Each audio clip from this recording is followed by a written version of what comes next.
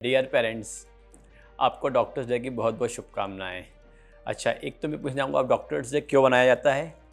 Basically doctors day अपन doctor BC Rao, जो कि हमारे एक रिनाउंड फिजिशियन हुए थे, जो अपने महात्मा गांधी के भी फिजिशियन थे, उनका बर्थ और डेथ दोनों 1 जुलाई को होता। तो उनके स्मृति बर्थ और उनकी स्मृति के कारण हम डॉक्टर्स जो मनाते हैं, वो आगे चल के हमारे वेस्ट बंगाल के वो वहाँ के मुख्यमंत्री भी होते हैं, तो उन्हीं के स्मृति में हम डॉक्टर्स डे मनाया जाता है।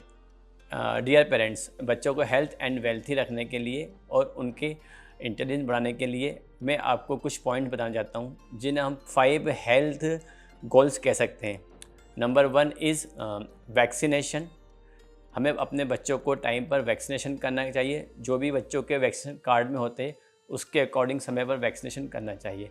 उससे फ़ायदा क्या होता है कि बच्चों को जानलेवा बीमारियाँ हैं, जैसे polio, typhoid, diphtheria, tetanus, hepatitis B, जिससे हमें बचाया जा सकता है। सेकेंड वन, ये तो बच्चों को प्रोटेक्शन के अलावा उनकी इम्यूनिटी प्रोड्यूस करती है, साथ में हर्ड इम्यूनिटी भी प्रोड्यूस करती है, जिसके कारण कि अपने आसपास फैलने वाली बीमारियों को हम रोका जा सकता है और दूसरों में बीमारियाँ फैलने से बचाया जा सकता है। ठीक है। Second one is nutrition and breast feeding. हमें अपने बच्चों को अप टू 6 मंथ तक केवल माँ का दूध ही पिलाना चाहिए, क्योंकि माँ के दूध में बच्चों की ग्रोथ के लिए और इम्यूनिटी के लिए जितने भी तत्व होते हैं वो प्रचुर मात्रा में होते हैं। और ब्रेस्ट फीडिंग के दौरान जब बच्चा ब्रेस्ट फीड करता है तो उसके अंदर वाटर जो कि एडिक्वेट मात्रा में होता है, तो उसमें पानी की कमी भी नहीं होती है और इससे इन्फेक्शन फैलने के चांसेस नहीं होते, क्योंकि इसके अंदर इम्यूनोग्लोबिन्स होते हैं जो बॉडी की इम्यूनिटी बढ़ाते हैं। और साथ में जैसे ही हमारा बच्चा 6 मंथ का होता है उसके बाद हमें कॉम्प्लीमेंट्री फीडिंग चालू करनी होती है, जिसे हम पूरक आहार भी कहा जाता है, जिसके अंदर pulses, cereals, milk, egg, fresh vegetables, greeny vegetables, fresh fruits होते हैं, जो हमें बच्चों को धीरे धीरे इंट्रोड्यूस करना चाहिए, ताकि उसमें जैसे कि ब्रेस्ट फीड के साथ साथ अदर तत्व की ज़रूरत भी पड़ती है, वो भी बॉडी की डिमांड को पूरा कर सकें। Third one is hand washing and sanitation. जब भी बच्चे बाहर खेलने जाएं, घर पे आने के बाद उनके हैंड वॉश कराना चाहिए, खाने के पहले हैंड वॉश करना चाहिए, उन्हें साफ और धुली वेजिटेबल्स और फ्रूट्स लेना चाहिए, ताकि इसके द्वारा गंदगी जो बीमारियां फैलती हैं, जैसे पेट का इन्फेक्शन होता है, डायरिया, वोमिटिंग, टाइफाइड, इससे हम उसका प्रिवेंशन कर सकते हैं। साथ में बाथरूम जाने के बाद और सैनिटेशन का भी उन्हें क्लीन करना चाहिए। हमें आसपास के घर के आसपास गंदगी इकट्ठा ना हो, पानी इकट्ठा ना हो, उसका भी ध्यान रखना चाहिए। Next one is number 4 is growth monitoring and health checkup. अपने बच्चों की रूटीन समय समय पर ग्रोथ मॉनिटरिंग करनी चाहिए, जिससे बच्चों में होने वाली बीमारियों का हमें पहले से अंदाज़ा लग जाता है और समय लेकर हम उन बीमारियों को ठीक कर सकते हैं।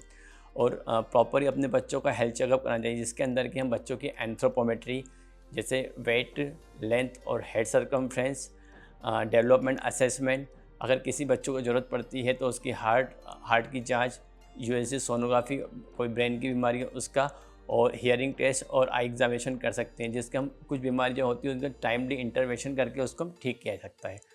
नंबर 5 है अपना, हम बच्चों को कुछ डेंजर साइंस होते हैं जिन्हें हम देखकर या समझकर बच्चों में होने वाले गंभीर बीमारी का मालूम कर सकते हैं। जैसे कोई डेंजर साइन मैं आपको बताना चाहूँगा, जैसे कि नंबर 1 इस सांस तेज चलना या सांस में लेने में डिफ़िकल्टी होना या पसलियों का चलना, जिससे बच्चों में होने वाले रेस्पिरेटरी इन्फेक्शन के बारे में हम पता लगा सकते हैं, जैसे निमोनिया या कार्डियक प्रॉब्लम।